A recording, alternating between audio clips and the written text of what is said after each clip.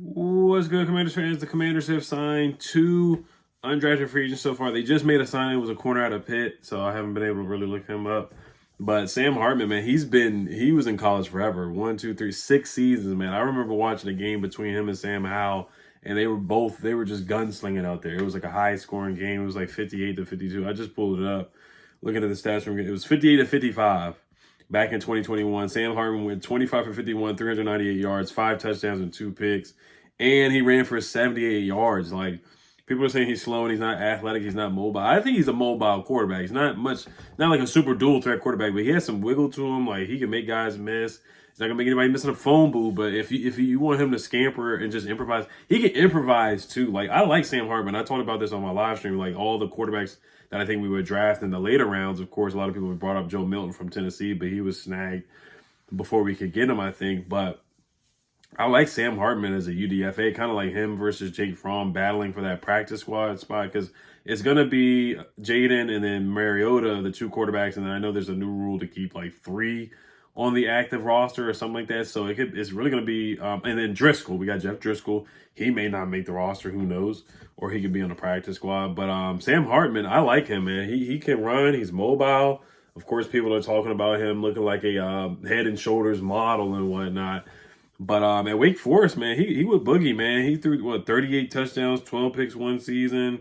The other season was 39 touchdowns, 14 picks, 148.6 QBR, 159.4 QBR, and then at Notre Dame, 24 touchdowns, 8 picks.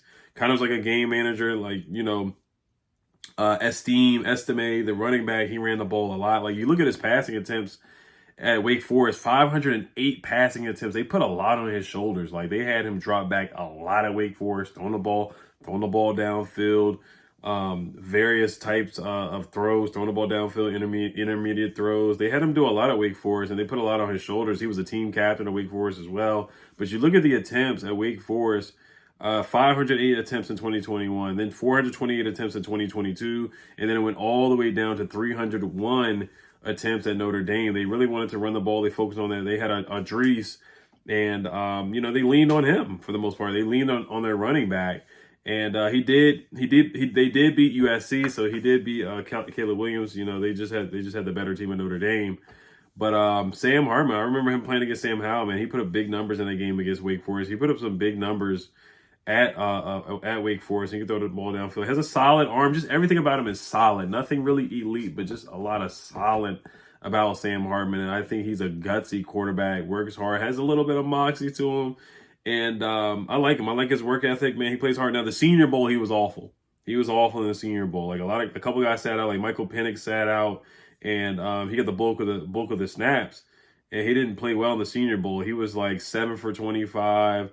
Threw an interception. He was 7 for 25 in the Senior Bowl game for 69 passing yards and 1 interception. He also rushed for 27 yards on 5 attempts, but made some questionable decisions throughout the game. He just wasn't good in that game, and that wasn't a showing. That wasn't a good showing. I think it dropped his stock a little bit. Now, he wasn't going to be like a 5th round pick or anything like that, but that Senior Bowl game just didn't do much for him. It didn't help him at all. Let's look at his write up here and what NFL scouts thought about him. His NFL comparison is Colt McCoy, just a backup. Draft projection 6 to 7 round. And I think, like I said, I think the Senior Bowl just didn't help him at all. He was the Gasparilla Bowl MVP in 2022, where he threw for 280 yards and 3 touchdowns and 1 pick. Tied for 5th in FBS with 38 passing touchdowns in 2022. 3rd team all ACC as well. Doctors found a blood clot in his chest near the heart and also had to remove a rib. So from aka effort thrombosis. So that just in the summer, that just shows how tough he is to come back from that. 2021 second team all ACC, ranked 7th in FBS with 4,228 passing yards and tying for 5th with 39 passing touchdowns. Set the school single season and career passing touchdown record. Led the team with 11 rushing touchdowns. I'm telling you, he can run, man. And team captain. Like, if he has to run, he will run for a first down. If you give him a rushing lane, he will take it, and he will find a way to move the chains for sure. So I'm intrigued by Sam Hartman as a backup to the backup.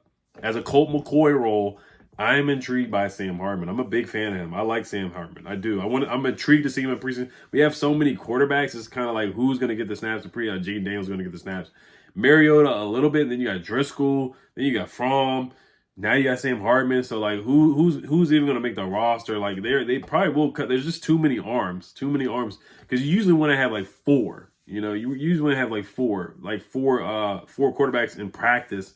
You don't want to have too many guys. So I think five is a little too many. Jaden Mariota two, Sam Hartman three, Fromm four, Driscoll five. So I think one of these guys is probably going to get let go before we even get to the preseason game. So we'll see what happens with that. But I like Sam Hartman. I do. I like this pickup as a UDFA. Strength improv oriented with ability to process rapidly. Good transition quickness from see it to throw it. Drops in a smooth, catchable deep ball over defenders. Catchable ball. Same thing with Jaden Daniels. Both those guys throw nice catchable footballs down the field. We might have signed somebody else too. Showed ability to help his calls with his legs during his time at Wake Forest. Weaknesses is turnovers pile up thanks to decision making and overthrows. Frenetic footwork and mechanics hurt accuracy at times. Needs to play with better eye manipulation to control safeties. All right, let's move on to Austin Jones. He played at Stanford a couple years, the running back. He also had to share carries with Marshawn Lloyd. Now, if he was a featured back and didn't have to share carries, maybe his stock would have went up. Maybe he would have got drafted. At Stanford, his best year was his sophomore year with 550 yards on the ground, 126 carries, and 9 touchdowns.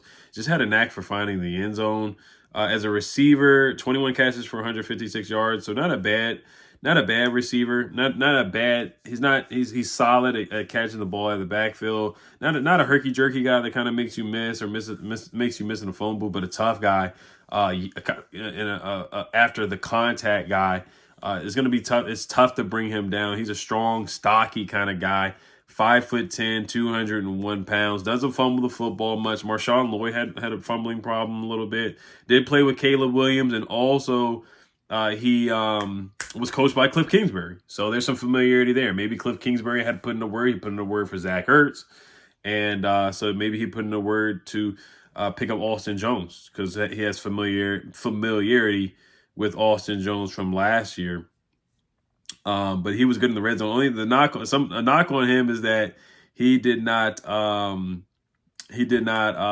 a touchdown run over 12 yards. So it's not like he's a home run hitter for the most part.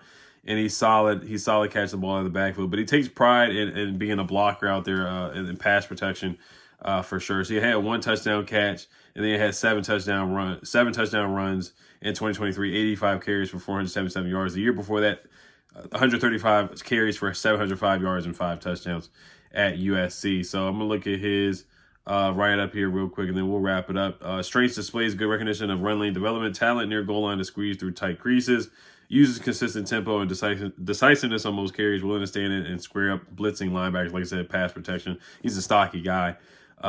Weaknesses is missing the acceleration of dash pass defenders. Scored just 3 of 24 career rush touchdowns on runs of 12-plus yards. So not much of a home run hitter there for sure. But, yeah, he's tough, man. He's a tough guy. And we're already good at the running back position. NFL, they have him listed at 5'9", 200 pounds. But the other side has him listed at 5'10".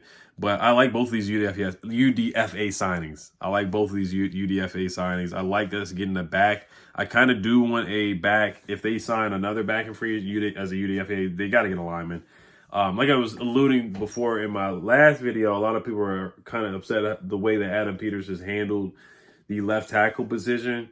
Brandon Coleman is your guard, is your tackle. They're bringing him in to be a tackle, but a third round guy. You just can't rely on him to protect the blind side of your rookie quarterback at a above average rate or to be elite his rookie season. You got Cornelius Lucas, who's really a swing tackle and a backup. So the left tackle spot is a concern. It is. It's a big question mark in my opinion. Left guard, Nageti or whatever his name is from Kansas City. You know, he barely has started many games in the league, but he did play well in the Super Bowl. But other than that, he just hasn't had many starts. So the left side of the offensive line is questionable. And Andrew Wiley, of course, was up and down last year. Had some really bad games, had a couple of stinkers. So, you know, the offensive line is certainly a question mark for sure. So I do want to see them bring in some more UDFAs. I probably will make a video about free agents that are available. David Bakhtiari, guys like that, Donovan Smith. So I'll probably make a separate video talking about potential free agents that they could bring at the left tackle spot. And I do think they I do think they still need some more work at the cornerback position as well. Stephon Gilmore's a guy I would definitely take a look at still to bring in because the guy from the Chargers is okay, but he had an awful year last year, Mike Davis. And then Emmanuel Forbes is Emmanuel Forbes, just had a really bad year last year. He's a rookie, I get it. And then Ben St. Juice is just too slow. He's just too slow. But I get, everybody saying Joe Witt Jr. will make guys better, but you still need the dogs to do it. You still need the talent. You still need the Joes to get it done. So, all right, you guys let me know what you guys think about Sam Hartman and also Austin Jones. So I like these signings. Like I said, I'll try to make separate videos for each guy, or I'll just wait for them to sign more guys, and I'll just make a recap of like 3 or 4 UDFAs that they bring in. So I can't wait for rookie minicamp that's coming up pretty soon too. All right, guys. Let me know if you guys went to the draft party and how it was. I saw a couple of clips. I wasn't able to make it this year, but I definitely will try my best to make it next year, whether it's at FedEx or the National Harbor, wherever they put it at. All right, you guys, help the Commanders. Peace. Oh, I give both these guys. I give Sam Hartman an A as a UDFA signing. I give that an A+. All right, y'all. Peace.